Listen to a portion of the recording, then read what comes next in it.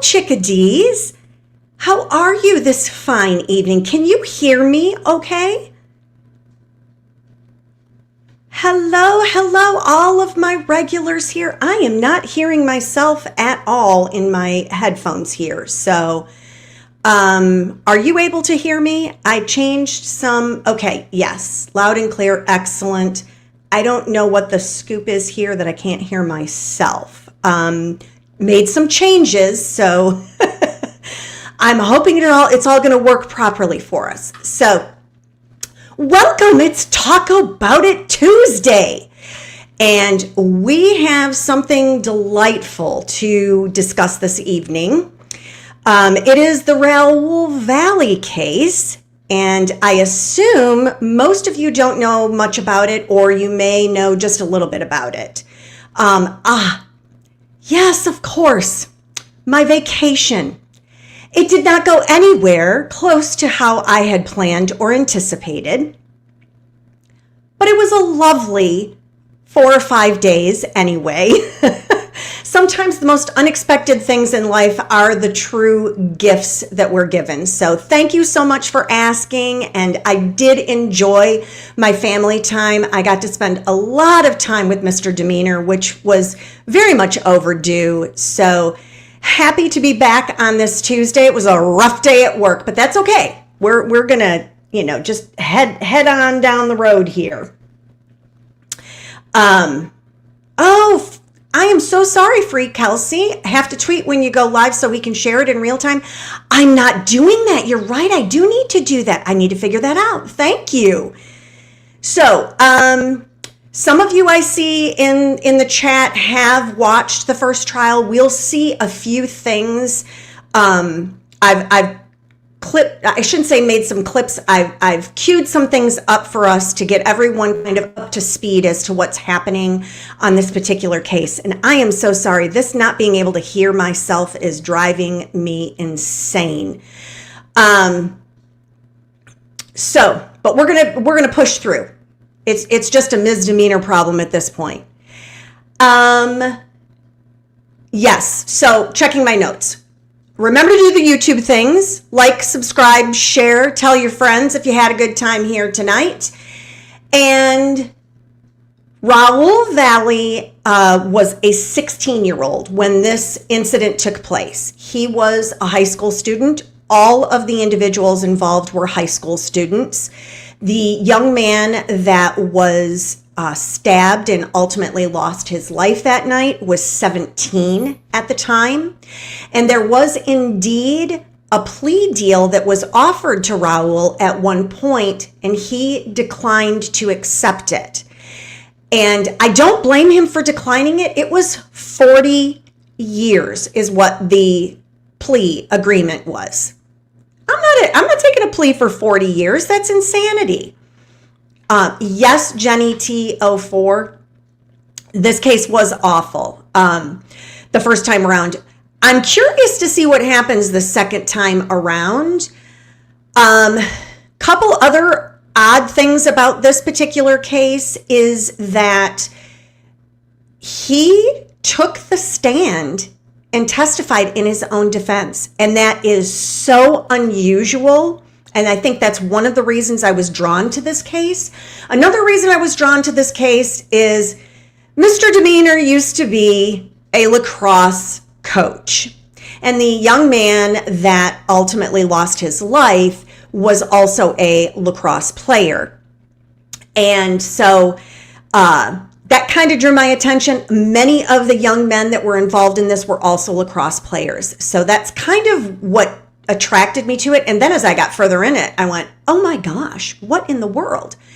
Now, something I do want to point out before we get into the crux of the details of the case is that the correlation between Mark Sanchez and that incident, in that case, and Raul Valle is very interesting to me. I want everybody, as the information comes out, I want you all to be kind of thinking about Mark Sanchez and how it's being addressed with him. he is being looked at as the aggressor, and the other young man, or the other man that stabbed him, is acting in self-defense. This case, they're doing the direct opposite. And so I just want to preface all of this with something that's come up recently that's made me kind of go, that seems strange. So let's go this first part here. I'm going to, spoiler alert, everybody, spoiler alert.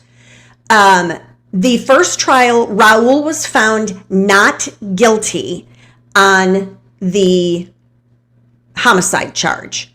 So I'm going to go through what the actual verdict was for all of the counts in the first case, because they pretty much have kept them the same, but eliminating the charges that were in which the jury was deadlocked on.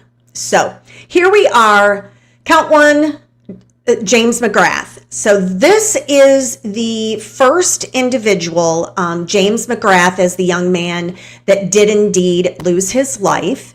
They found Raul not guilty on the homicide charge.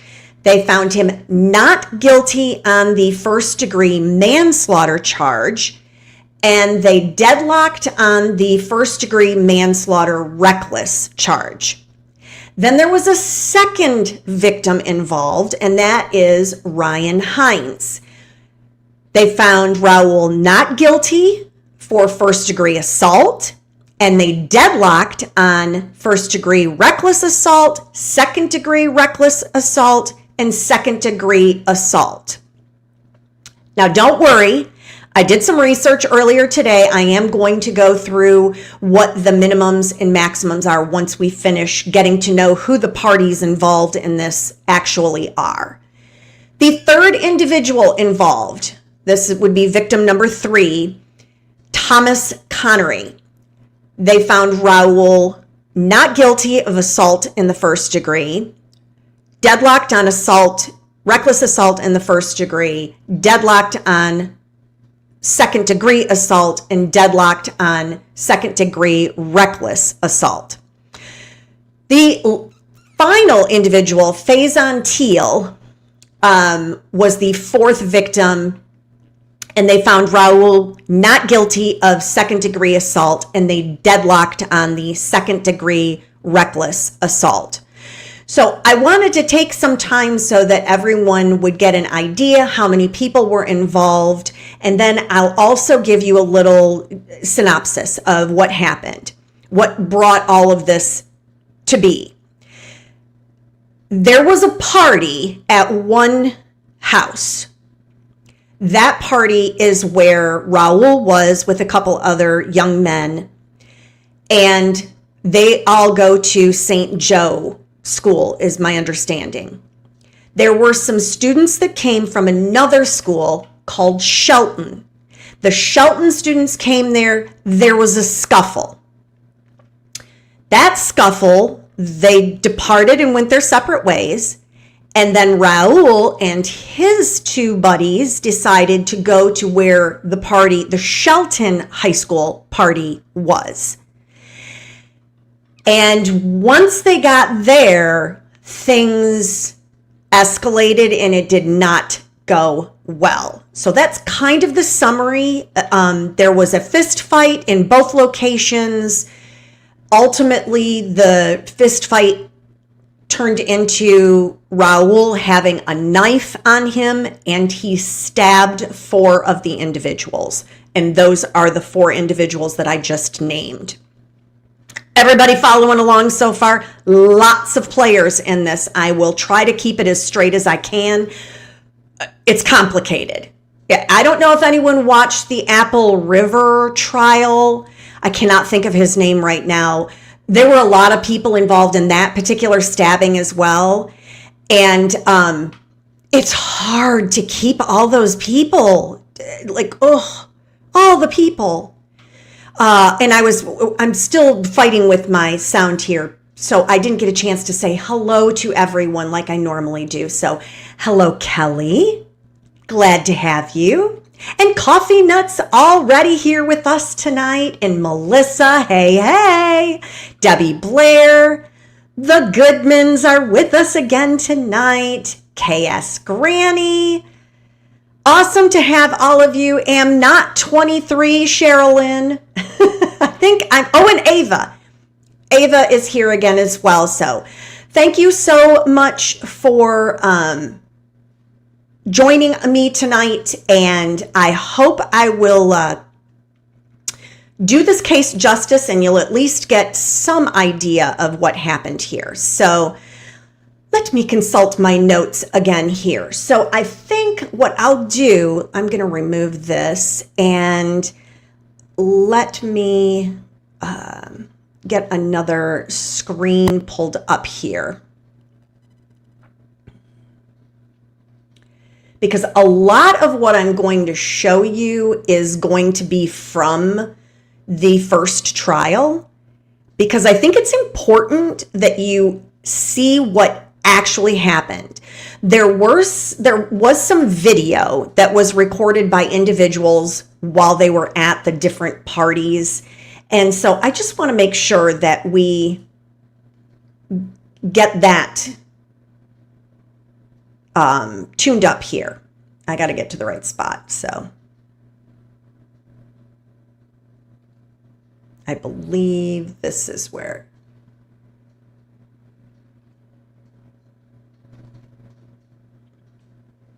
I'm just going to check something. Bear with me. Because I'm looking. Oh, that's right. Okay, so the first thing I'm going to do, we have talked about the 4 victims. I am now going to show you what these individuals looked like. This is one of the young men who is testifying.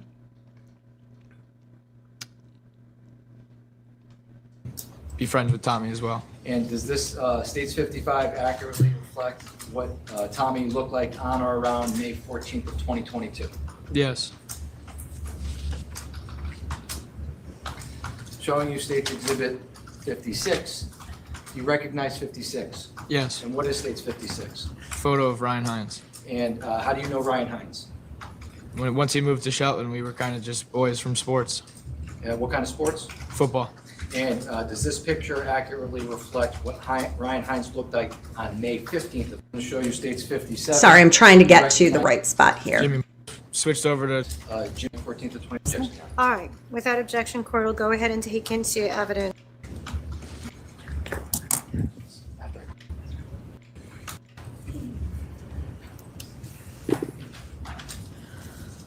Showing you States 54. Now Here we go. that to the jury. States 54 is again, Faison Teal. and was Faison present at 43 Laurel Glen, Tyler Rich's house on the night of May 14th of 2022? Yes. Showing you 55. What's 55 a picture of again? A picture of Tommy Connery. And was Tommy Connery present at Tyler Rich's house on May 14th of 2022? Yes, he was. Tyler Rich is the young man whose home they all ultimately went to and where the tragic fight took place. Just to give you some reference. If you hear Tyler Rich or the Rich's house, that's what they're referring to. Showing you 56. What is 56 again? A picture of who? Ryan Hines. It was Ryan Hines. Is that the same Ryan Hines you mentioned that was with you at Lazy Brook earlier in the night and went with you to Tyler Rich's house? Yes. Finally, 57. Can you tell the ladies and gentlemen of the jury who 57 is? Jimmy McGrath. It was Jimmy McGrath at 43 Laurel Glen, Tyler Rich's house when you went there that night? Yes. And Tommy McGrath is the individual that lost his life. So while I'm going to look for the next video that I have that kind of gives you an idea of the 4 young men. The next video, Bear with me while I try to cue this up. Hopefully I'll do better this time than I did the last time.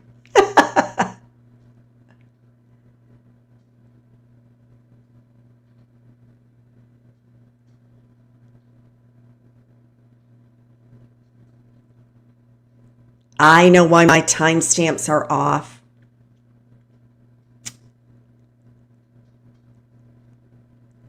Okay.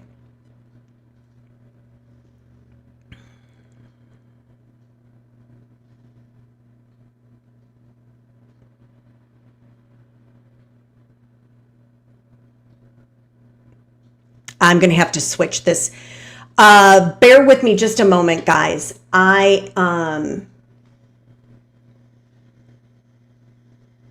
I needed to pull Law and Crime, and I pulled Court TV, I think is what my issue is with this, that my timestamps are off. I may try to stick with this just because we're here.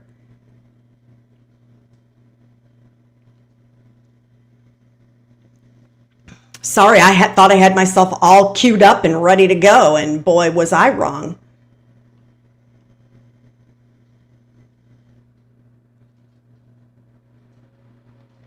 Okay, let's try this one.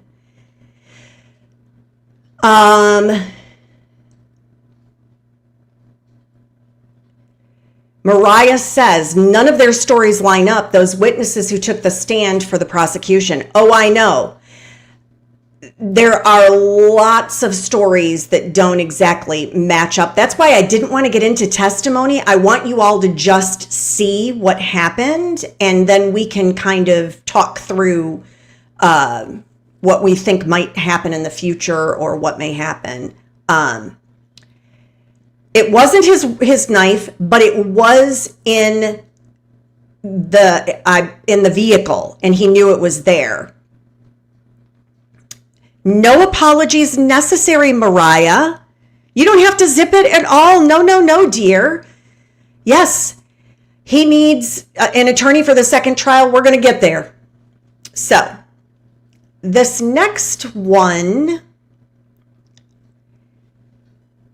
is the precursor video of what happened, like at the first fight, I want to say. All right, court will go ahead and accept the exhibit into evidence as a full exhibit.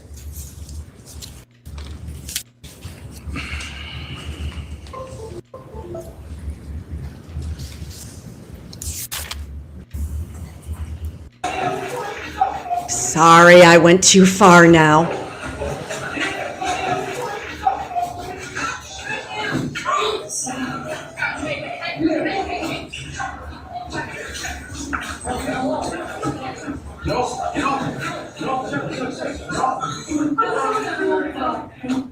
Now that first video, was that the original video? They will show the video 3 times, so it will get better this next time because they're going to lighten it up, and then the third time they do portions of it in slow motion.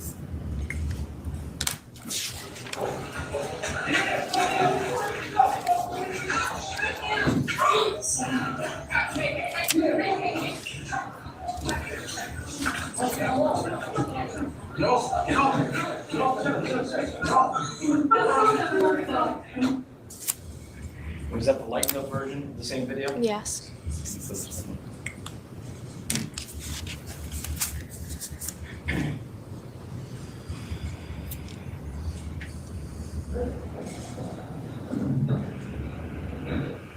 Now you'll see it in slow motion. The sounds are really weird.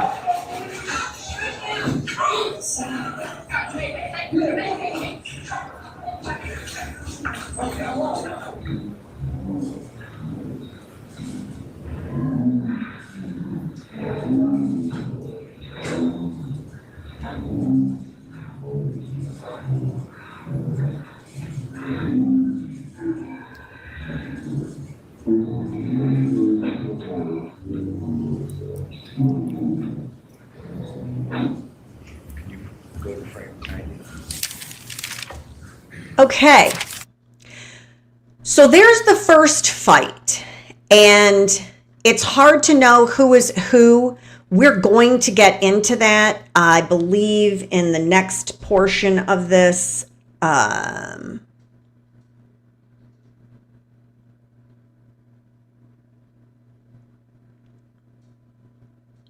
all messed up here, so let's try and see what happens here.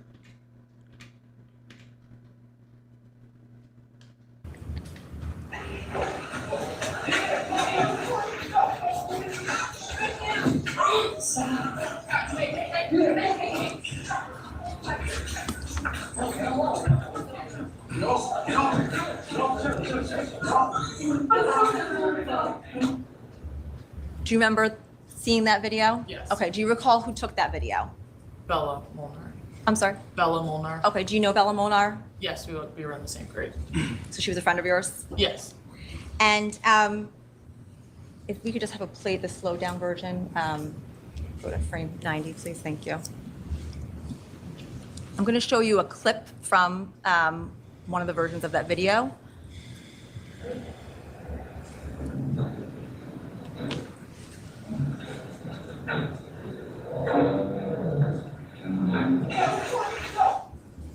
Okay, so looking at stage 58, can you see in your screen there? Yes. Okay, if you can point out who was in the red sweatshirt there. That was Jack Snyder. Okay, and over to the left-hand side of Jack there in the blue jersey, who was that? That was Tyler.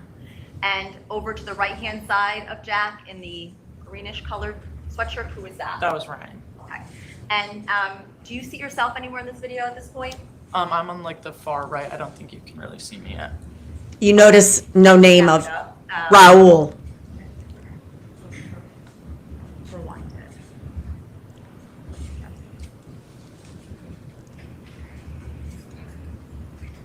Do you see yourself here? Yeah, I'm in the white shirt. Okay, and so towards the back side of the video? Yes, not the far right, but just over from the person on the far right. If we can play that just normally.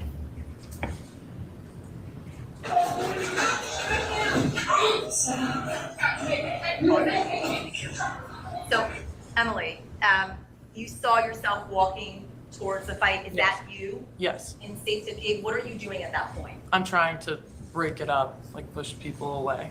What did you do to break it up? What did you physically do? I was trying to like push like people with like my hands. So you had hands on people? Yes. Okay.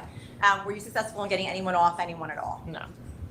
And how close were you to the fight when you observed the defendant headbutt Ryan? A foot or two. Okay. And did you recall, withdrawn, after he headbutted, what occurred after that? Then the fight pretty much subsided. After the fight had ended, is it fair to say that the party kind of dissipated at that point? Yes. Okay. And how did the party dissipate? People were just starting to like be kicked out basically. Who kicked them out? I think the parents, but I'm not. Yeah. The parents were like, you fools can get on up out of here is what you can do, because we ain't playing like this anymore. Y'all go on home, do whatever you need to do, but get off my property. I'm not dealing with this. You know, logical good parents, that's how you respond. Let me take us to the next clip, which, if I can find it correctly, it will be the clip of the second fight that took place. This fight will be at a different location. This was where the big party was taking place. From everything I could gather from testimony when I followed this case originally, this house was a bit of a party house, kind of the hangout, lots of alcohol available to underage individuals, and not a ton of supervision, lots of things to do, so it was easy to have the party in. I'm trying to find the third video here, so give me just a minute.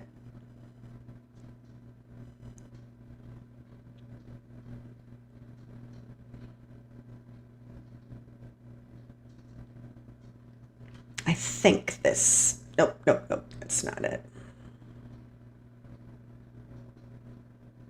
All that preparation I did, all for nothing. I was quite certain it was on day 2. Okay. Here we're going to get into it more.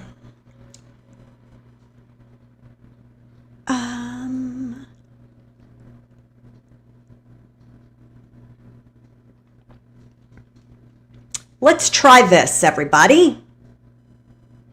Everybody still with me? Everyone following along? I'm going to show you State's Exhibit 60. We're going to play the original video.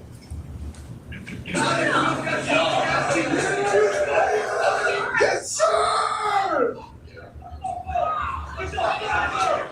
Come on, let's go, man.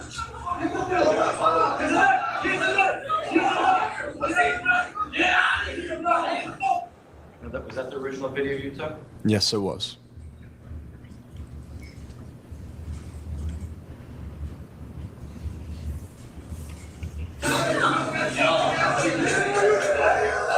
Yes, sir!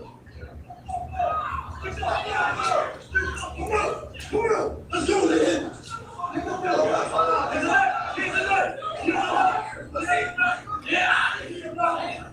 Was that the lightened up version? Yes, it was. Outside of it being lightened up, any difference from what you original? No.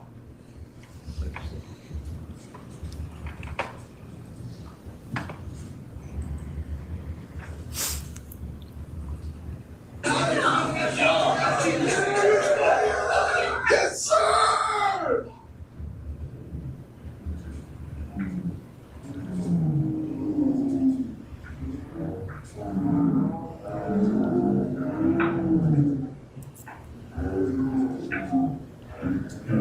That's Raul headed to the van to retrieve the knife.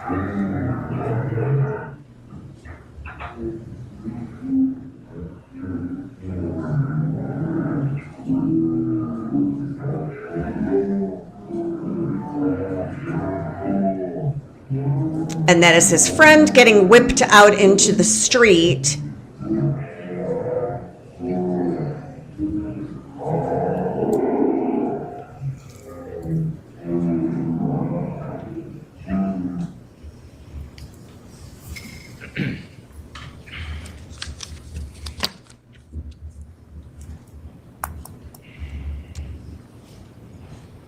I'm going to show you some stills from the video.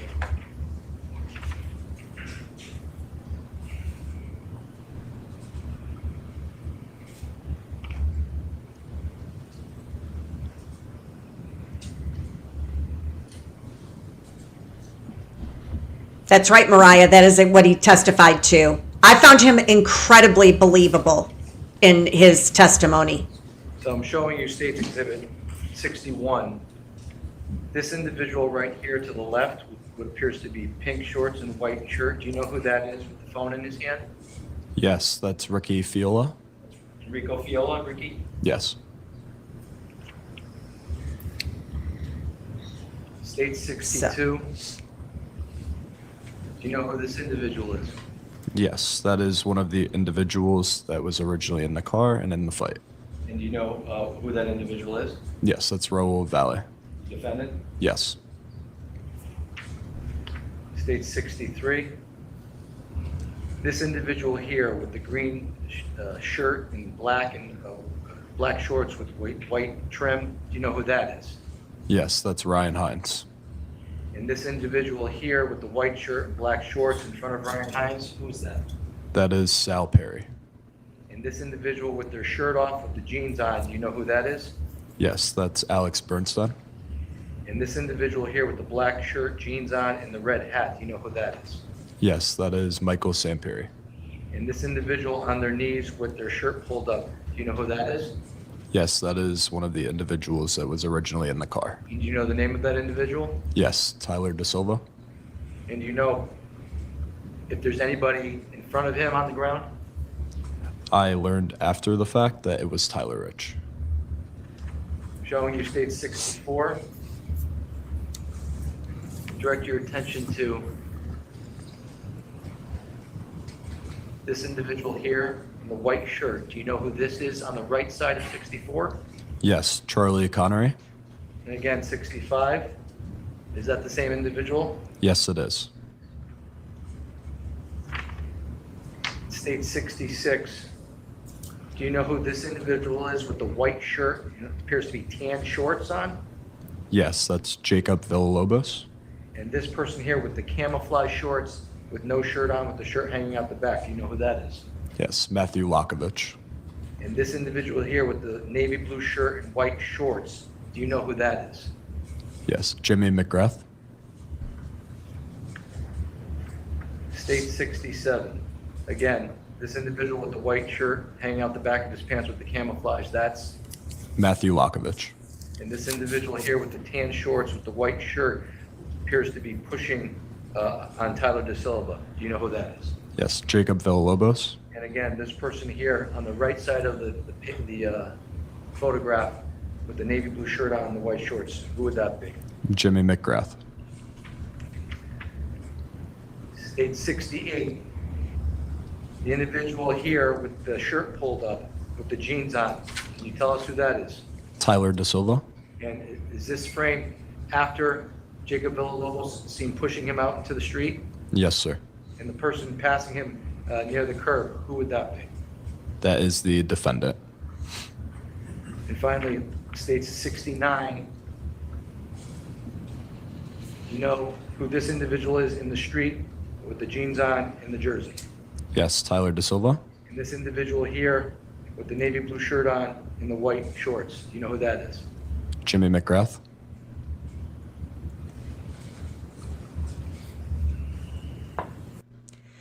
So I think we've got a pretty good idea of the players, and this is where the video cuts off. There is not video of the actual incident. This is directly before the stabbing begins. So then we really get into what the heck happened, because there is no video evidence that we know of that would provide us any sort of details or additional information other than eyewitness accounts. And I don't hold a whole lot of weight to eyewitness accounts, as most individuals remember things differently. They focus on different things. It's just a human characteristic. I don't hold that against anyone. It's just a nature of who we are and how our brains work. So, and Ava is saying she lives in Fairfield County, Connecticut, where this happened. Let me tell you, the entitlement of a lot of people is real. So, funny you should mention that, because if I consult my notes correctly, I believe one of the next things that we're going to get into is going to be some additional video that I think it tells a little bit of a story. I definitely have gotten the impression that Raul Valle and his friends Tyler and Jack were the names of the two other individuals with him, that they're not exactly in the same income, wealth echelon as these young men that they were outnumbered by. So let me get to the right thing here.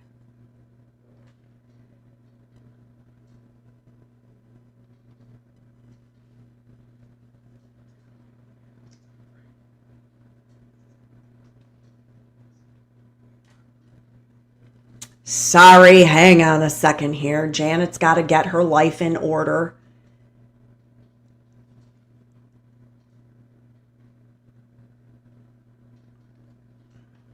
It's been a day, y'all. I have to go to a different day of trial is what my issue is here. So bear with me while I find the additional. Here it is. Day 3 of the trial is what I was looking for.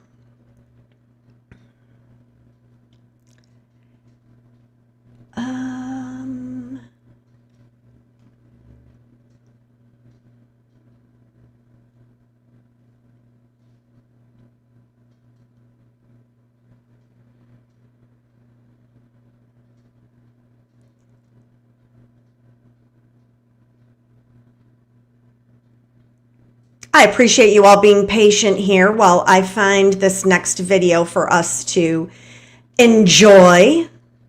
Okay, I think I've got us. So let me make this a bit larger so you can see what the heck is going on. How about that? Okay. I'm going to show you State's Exhibit 44.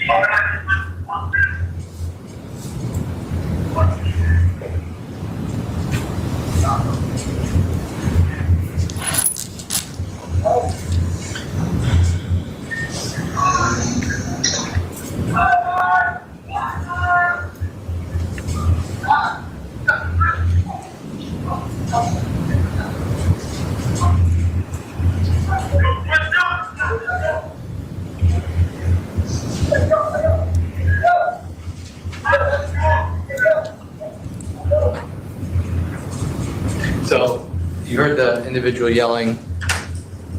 That was you? That was me, correct. And at some point, well, withdrawn. That video only captured a certain section of what occurred down the street. Fair? Is that Yeah, fair? correct. After you had a conversation with, well, do you remember who you had a conversation with down the street? Not specifically, no. But the overall message you were giving when you got down there was, Was that they needed to leave. and at some point in time, you say you walked back down towards your house? I did, Okay, and that means you're going back from Farmhouse Road back down towards Adams. correct. And when you're going back towards your house, what, if anything, happens when you're walking back? So as I started to walk, one of the kids down there picked that can of WD-40 up and threw it at me again.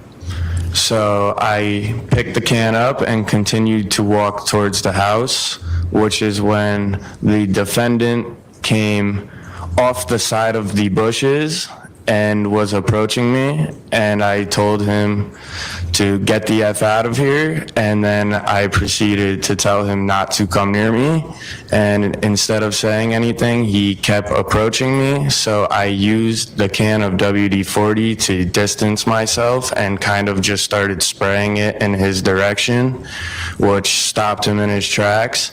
And then I didn't engage anything else with him. I continued walking back to the house and telling everybody else that they needed to go back inside. Now, when you say he came out of the bushes, do you recall where on the street he came out of the street? Yeah, so like he came from these bushes right here on the edge. He like came off the side of them, and as I was walking, I like heard a stick or something break, so I had turned my head, and that's when he was approaching me. And how was his demeanor as he was approaching? He was just walking towards me with a straight face and not saying anything, but as if he was approaching me to try and start something. And how many times did you have to kind of tell him to? Multiple times. And at some point you sprayed him with the W? I did. And his reaction to that was what? He kind of just stood there, and I proceeded to walk away. Did you engage in any physical altercation with the defendant? No, I did not. So I'm going to pause for just a moment here because, I remember now watching this and getting pretty upset. So Crime Zombie says a small part of me feels he should be charged with manslaughter. He was definitely in the wrong along with so many other people. I feel if others are not charged, then he shouldn't be either. I completely agree. However, and I also agree with this. I have no doubt that he was scared for his life and his friends. I also have no doubt he wanted anyone to die, but he also didn't have to go there looking for a fight. So I agree with that. I'm going to play a little devil's advocate here because part of the issue that I have with it is That video you just watched, that ring video on the street, that's before the fight you just saw that broke out and then eventually led to a stabbing of 4 individuals. And I'm happy that you're here for it. I like to do all sides. They, at some point, they were sitting in the 3 young men, only 3 of them. Ooh, camera's doing funky, sorry. 3 young men were sitting in the, I think it's a Honda Pilot minivan, and they were surrounded, and the van was being rocked by the individuals. And even when that was happening, or even when the witnesses testified, they stated that there were probably 15 to 20 people that had surrounded this van and were rocking it back and forth. Yes, they messed up the car. And I cannot imagine, I'm sorry, Crime Zombie says, yes, the kids in the house definitely messed the car up a ton. That must have been scary, but they drove away and then came back. They smashed the windshield too. I agree. They also didn't have to get out of the van. So I'm not disputing any of that. And Mariah, I agree with you as well. Sprayed by WD-40 and he just walks away. I just walked away. No, come on now. I've been around a lot of young men with a lot of testosterone going, and that is not gonna fly for me. So, and then you see that they did try to get away, and I honestly think, I'm trying to remember, I feel like they had to turn around to come back past the house, and that's when the second fight, everything really, really ramped up, and that's when the stabbing actually took place. But they were chasing the van down the street. I'm not saying you should lose your life. Don't get me wrong. I don't want anybody to get all hateful on me and everything. But what I am saying is, I think 2 wrongs don't make a right. And I feel like everybody was in the wrong. That's right, Crime Zombie. They went down the street and dropped the girl off that was in the back of the truck area. That's right. And Am Not23 Sherilyn asks how many got arrested. This is crazy. I believe that Raul's the only one that was arrested. There were plea deals. I'd have to dig into that. I've been more focused on Raul with this, so I don't believe there was anything else. I'm kind of checking in the chat here to see if anybody else has some knowledge. Yeah, Crime Zombie, only one. He was the only one arrested. That was my understanding as well.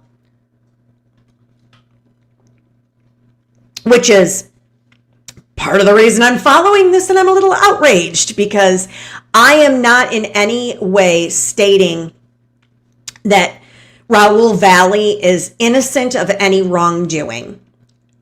Absolutely not. You all know I tell everybody to make good choices. There were not very good choices made that night by any means. And there was a lot of alcohol that never makes things good. And so it bothers me that he's the central singular focus with this. I've heard rumors of connections. I don't know. I'm not going to get or speculate on any of that. Cupcake says, yeah, I watched that whole first trial. He didn't bring that knife to the party. Somebody in the car gave him that knife, and he's the only one that got blamed for anything. Yep, that's the problem I have. So, now we've seen the ring camera, I think they counted them at one point in the trial, and there were 7 of them chasing the car down the road. And so now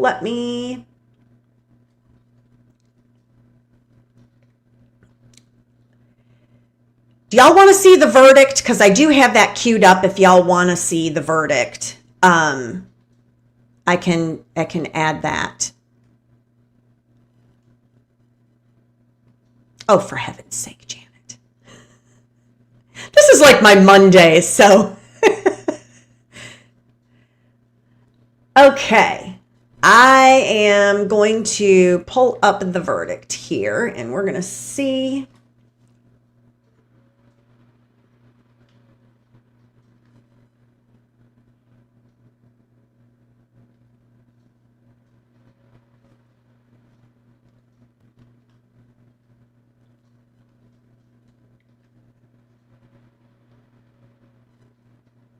Good afternoon, Your Honor. Kevin Smith for the defendant, Raul Valle, is at my side. All right, so counsel, as you are aware, we have received a note from the jury which indicates that the jury has reached a partial verdict. And when I say partial verdict, in summarizing the note, which does indicate to some extent the deliberative process. Okay. I got you guys. I'm going to get it all fixed up for you.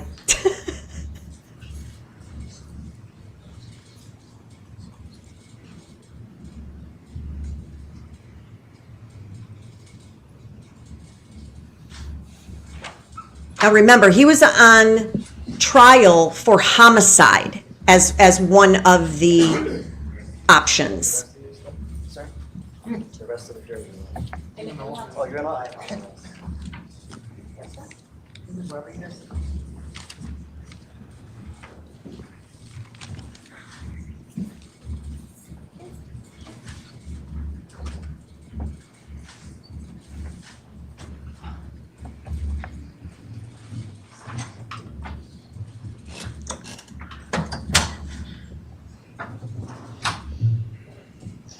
All right, it appears as though all of our juror members are present. I would seek the counsel's stipulation as such before I begin. The state will stipulate to the presence of the jury, Your Honor. Defense. Cupcake, I'm going to get to that when we're done watching the So verdict. first, I'd like to inquire as to the foreperson. The foreperson, please just stand. Thank you. All right, so Mr. Foreperson, I did receive the note that was signed by you, and it was timestamped as well.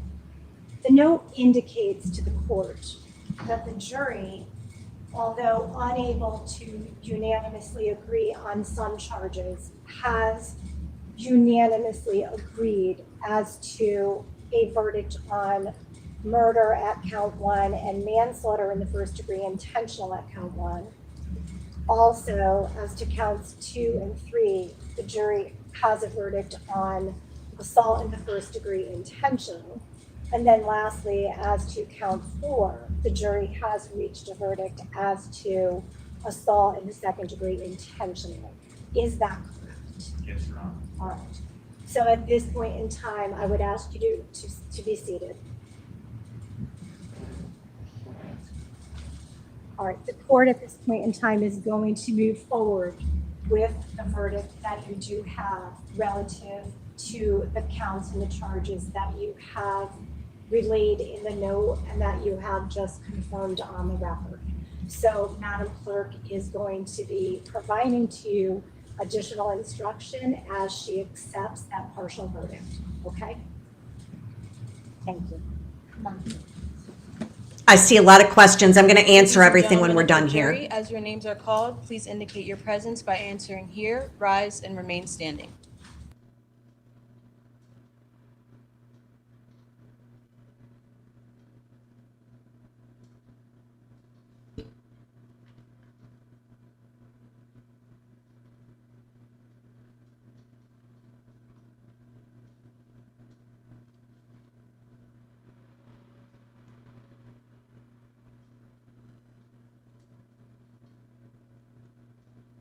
Sorry, I believe this was a polling. I will answer these questions that you all have in the chat here just as soon as we're done with the verdict. Identify himself for the record.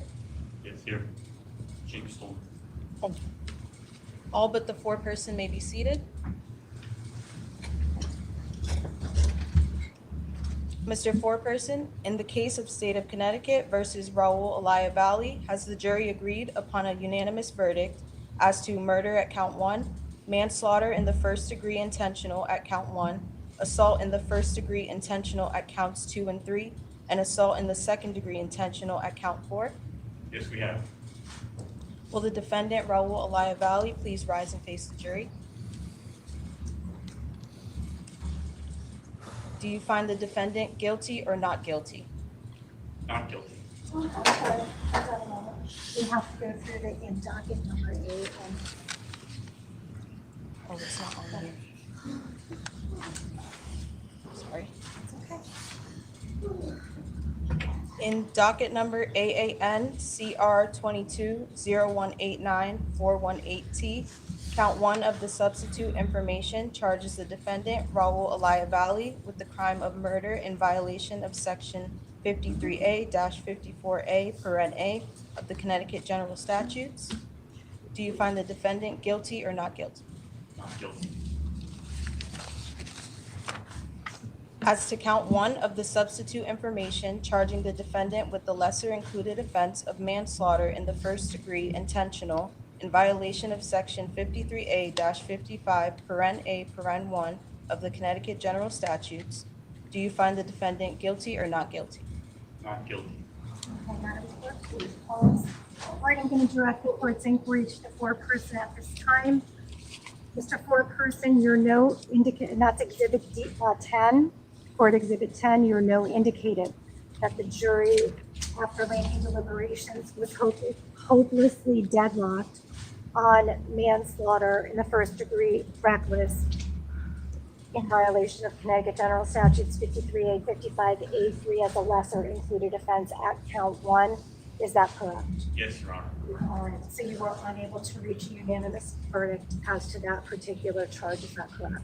That's correct. Madam Clerk, please continue on with count 2. Count 2 of the substitute information charges the defendant with the crime of assault in the first degree intentional in violation of section 53A-59 paren A paren 1 of the Connecticut General Statutes. Do you find the defendant guilty or not guilty? Not guilty. Madam Clerk, please pause.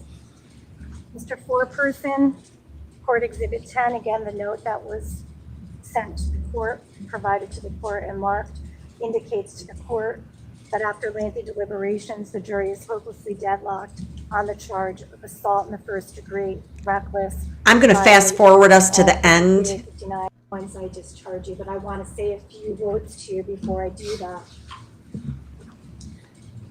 Your oath that you've been obligated to keep during this time, you've been obligated to stay silent, not discuss this case. I am now relieving you of the duty of your oath, so you are released from your oath. It is, of course, up to you to decide whether or not you wish to discuss this case with anyone or your role as a juror with anyone. You certainly have no obligation to do so. And please be aware that any comments that you shall make may become the cause for further proceedings concerning the verdict. I would like to take this time to recognize you and thank you for your very important service, serving as a juror, especially on a lengthy trial such as this. This takes you away from very important other aspects of your life. So I want to thank you for the time commitment that you gave to this case. I know that we originally asked you for a commitment through July 1st, and you have graciously given us your time for a rather extended period beyond that July 1st date. Inevitably, a decision by a jury will gratify one party and disappoint another. It's a very difficult job that you have. It's a difficult job for a juror to be asked to make a decision, such as important ones like this. And I understand, and so does everyone involved, that the decision that you made here today is not an easy one.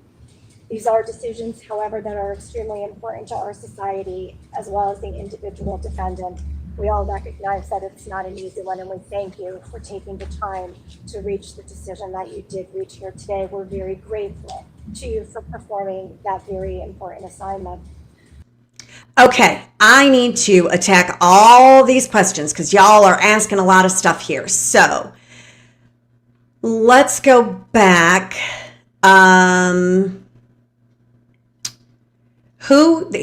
This one. Cupcake asked, who was 16 and had 7 kids in his car? Number 1, he shouldn't have had any kids in his car. In our state, that's not allowed.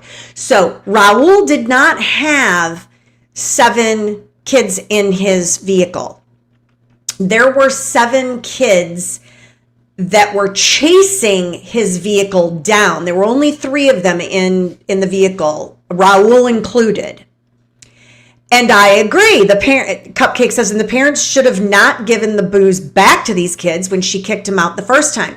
Here's the thing. She didn't kick them out, or they didn't kick them out the first time. They were at another location, and Tyler Rich and his crew, oh, sorry about my funky camera. Tyler Rich and his crew came, that's the Shelton High School crew, came to where Raul Valle and his buddies were, Tyler and Jack. And so that's where that first fight took place. It took place at another location. Then those parents said, that's it. Get out. Out with you. And then they ended up at the other location. And Kelly asked, why were these kids fighting? Honestly, I don't really know. I think it's a rival school kind of thing. I know they were on rival lacrosse teams. I don't really know, though, to be perfectly honest. So being confused, yeah. I mean, there was a scuffle early on, and then it just continued to escalate. Cupcake says he went back to save his friend who was getting beat up by all the kids, and he even got the best friend. The best friend even got a deal, and so he turned against him too. Yep. Cupcake also says not one person called the cops, not one neighbor called the cops either. I just think that if somebody had called the cops or a neighbor, maybe a lot of this would not have happened. I agree. Lori, does he have a defense fund? If he does, I don't know about it. So before I get off of here tonight, I'll try to do some digging to see if we can locate something. I know they are in dire need of assistance. That's why the hearing took place last week, and it was continued. The entire case was continued until the 17th of November. Kelly is asking, who was on the stand with WD-40? That would be Tyler Rich. It is Tyler Rich's house where the second fight took place. The party house, as I call it. That's where they all ended up meeting after being booted from the other sane parent's house. Public defender or private? I believe this was a private hired defense attorney for Raul. The first time, he will not be on board for this next case coming up. Connecticut is definitely not Massachusetts. No, that is true.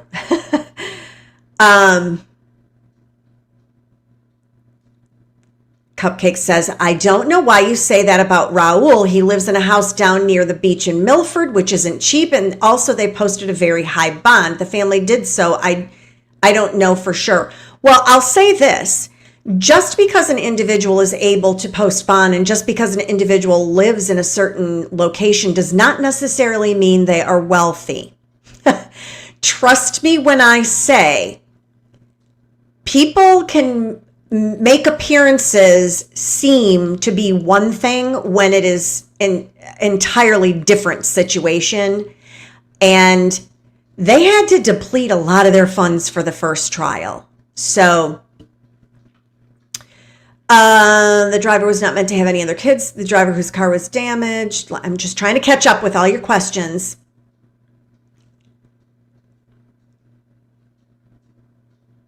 Yeah, the typical. Mariah is saying the fight started after a disagreement over beer at another party earlier. Right, the one they all got that the parents said, get the heck out. And some of the kids went to Fairfield Prep, which is an expensive all-boys school. I would say so. Over beer and being asked to leave because there were too many kids at the first party. Yeah, responsible adults. They were like, yeah, get out. Crime Zombie is saying that she does not see any defense fund set up. I'm going to do some digging while I have some time, because if we can do something for Kelsey Fitzsimmons, by gosh, we ought to be able to do something for Raul if that's indeed the case that he's needing some financial assistance for his defense. I know that he can get a public defender, and that's great and everything, but not every public defender is going to be like Larry Tipton, so that Brian Walsh has. You might get some overworked, not really great ones that were maybe solid D attorneys and barely passed the bar. Okay, I think I have caught up on all of your questions. So now I am going to continue on to the next section. And that is not what I want. I agree, Crime Zombie. I think he does too. That's who represented him the last time, if I remember correctly. Isn't that what the attorney's name? I just called him the Johnny Depp attorney because he reminded me with the ponytail and everything. And he wasn't fantastic, but he was very respectable and did a great job for Raul.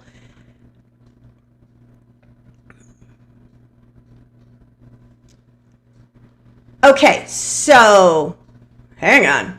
So the next video I want to share is the hearing from last week. You all will be able to make your own determination as to what you think the issue is with Raul and whether it's a financial issue or not.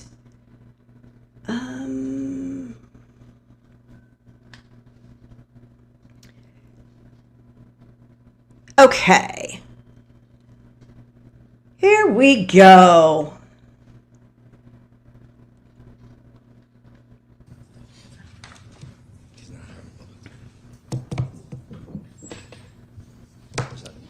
Good morning, Your Honor. Mark Dorser for the State of Connecticut. Mr. Durso? We have line 4 on the regular docket, Raul Valle. Valle coming up. Good morning, sir. Mr. Durso? Your Honor, my understanding through Mr. LaPierre is that this individual needs time to hire a private lawyer. Mr. Valle? Good morning, Your Honor. Good morning. So, You just got to keep your voice up so I could hear you. yeah, I'm requesting more time, please, to seek counsel. Financially, my family took a big toll with the last court proceedings and stuff, so I need more time to find counsel. Have you or your family been searching for an attorney, sir? Yes, extensively, yes. All right. So here's how it works in criminal court here. You can hire your own private attorney, and I understand you just said that. You could also apply for the services of a public defender, or you can represent yourself. Those are the three choices anyone like you in criminal court would have. Of course, we always recommend that when you have pending criminal charges that you don't represent yourself, but that's entirely your choice. What I can do is I can give you some time, like anyone would get. And I'm looking now.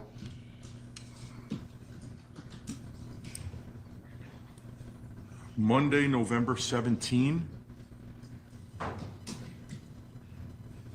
you know if that's a good date for you, sir? Is there any way I can get more time, please? Right now, I'm satisfied with that timeline, November 17, a Monday. Are you available on Mondays?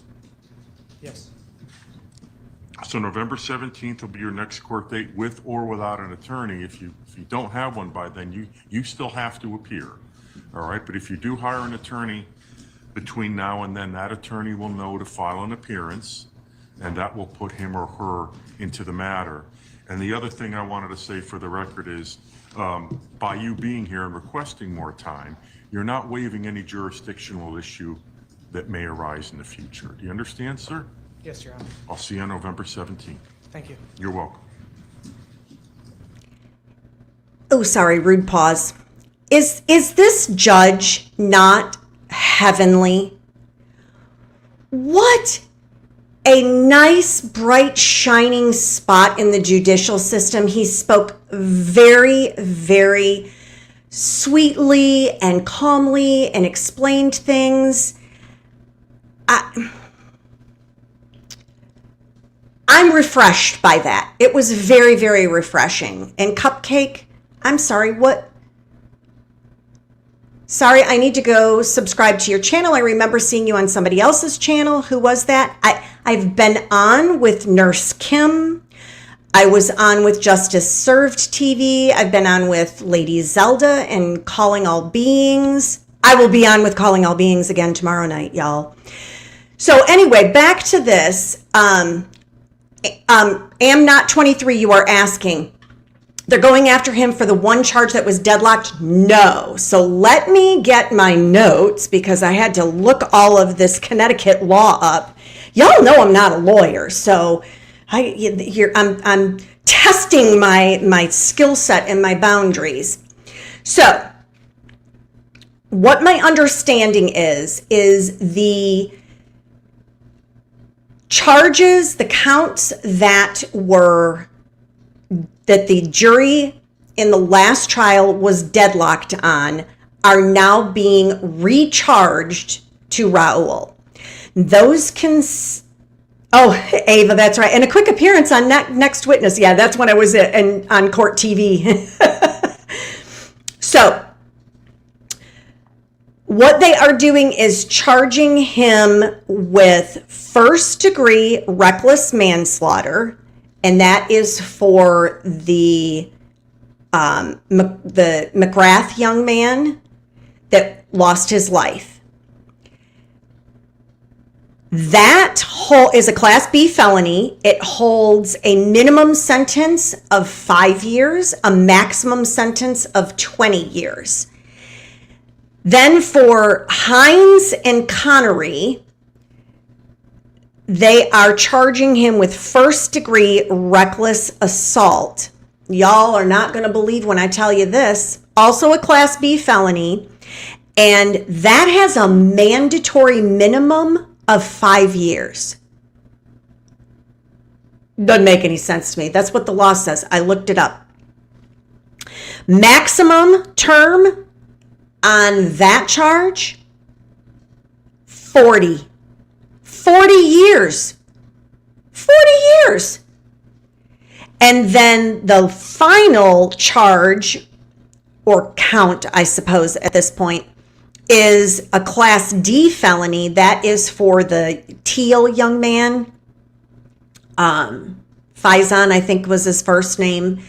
That is just has a sentence of up to 5 years. So he's potentially facing a fair amount of time. And while it was a poor choice, I don't know that I can get behind a young man at 16 years old having the remainder of his life completely destroyed over a decision that was made in not good circumstances. So that's what I found as far as sentencing, or not sentencing, as far as charges and what he could be facing in the way of prison time, jail time.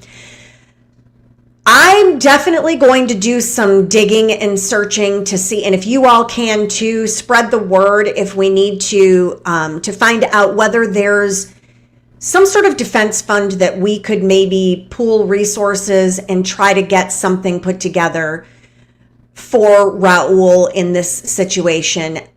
He seemed incredibly respectful when he testified on the witness stand. I did not detect any punk in him. That's what I call it when a young person acts disrespectfully. I call them punks. And I did not pick up on any punk in him. He was, for a northerner, he didn't say yes ma'am, no ma'am, yes or no sir, but I definitely got that feeling and that vibe from him. And yes, 40 years, right. Phew. Needs to come clean and take responsibility for their part in this hullabaloo. I do not disagree. I'm assuming you're talking about Melanie Little. I mean, I would be thrilled if we could get some visibility on it. I'm just a measly little content creator, so it's hard for me to get a lot of traction, but I'd be happy to get any sort of assistance for him. Yes, Free Kelsey, he seems sincere and genuinely remorseful. Not like, oh, I got caught, remorseful. Not Donna Adelson. Definitely not. His testimony was good. You agree with me? Yeah. So that's where we stand with Mr. Raul Valle. I hope if you did not know anything about this case, you know more now. I hope it prompts you to follow the second trial, whenever that may be. And thank you, Free Kelsey. I appreciate that. Hey, every little bit helps. I really want to see if we could help him, if financial assistance is what's needed. So I'll do some additional digging. I don't live up there, so that's a little more difficult, so I don't know the lay of the land. I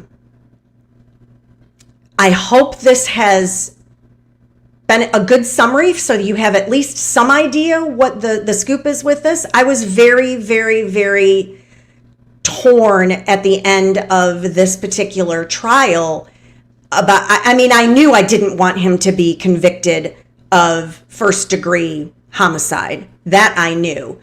But I didn't know about the other charges. I guess I'd have to dig into the actual law, and maybe we'll do that on a future live stream before this goes to trial.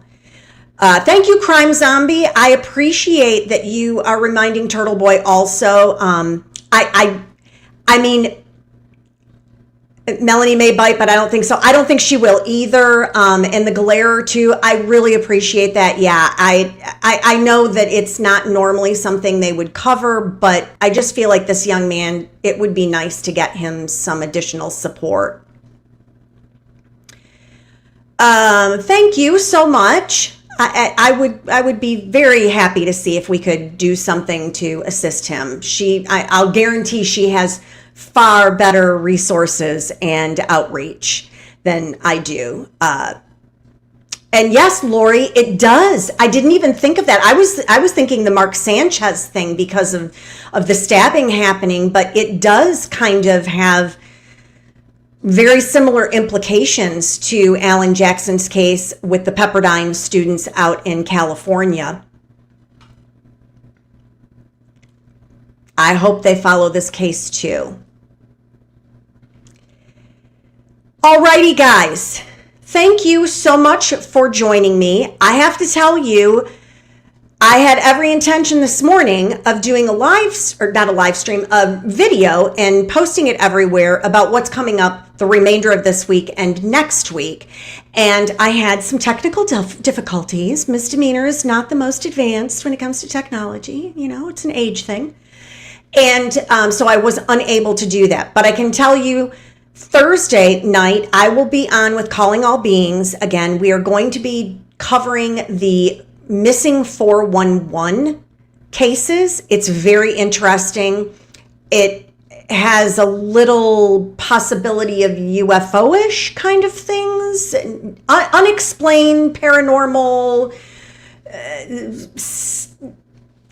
I'm trying to think of the ranch, Skinwalker ranch-ish type of vibes. So that will be Thursday night. I'll be on with them. On Monday, I have confirmed all earlier today that I will have our friend Catherine Page back to discuss Ellen Greenberg. So Monday we'll have the retired law enforcement officer Catherine Page. We're going to go over the 911 call and the surveillance video and possibly some other things. So that will be Monday, and then Wednesday for Wine and Crime Wednesday, I will have another special guest. And that will be, I think I have that firmed up, fingers crossed. Nan Gallagher will be joining me on Wednesday, and we will be discussing all things cyberbullying and stalkers. There's a lot of stuff happening behind the scenes with content creators, and I know in other areas too. And I want to make sure everyone understands what your rights are, what actually is considered cyberbullying, what is actually considered stalking, and if you feel you are a victim of that, what you need to retain, what kind of rights you have, and so on and so forth. The knowledge is power, and I want my followers and subscribers to have that knowledge in case it should come up at some point. So S66 is my B. Says Misdemeanor, are you from Michigan? I am originally from Michigan. Yes, I am. Thus, all of my University of Michigan Wolverine fandom and my Detroit Lions. I don't know if you caught them last night, but they were on fire. So yes. And yes, thank you, Am Not23. Yay, I will definitely have Nan on Wednesday. She and I have been touching base. Oh, I'm so sorry that you're a Sparty. That's unfortunate. I still like you, though. So make sure you tune in. I will get some sort of schedule up at some point with what's coming up the remainder of this week and next week so that you can mark your calendars. And you guys know on Sundays, I always send out the upcoming dates so you'll know as far as court is concerned what's coming up as well. So thank you so much for joining me this evening. If you haven't liked, subscribed, done all the YouTube things that you need to do, share it, comment. I always love when I get comments from the replay crew. Love the replay crew. And I try very hard to answer everyone's comments. So with that, I will remind you, it doesn't cost a penny to be kind. So find someone to do something nice for today if you haven't already. And remember,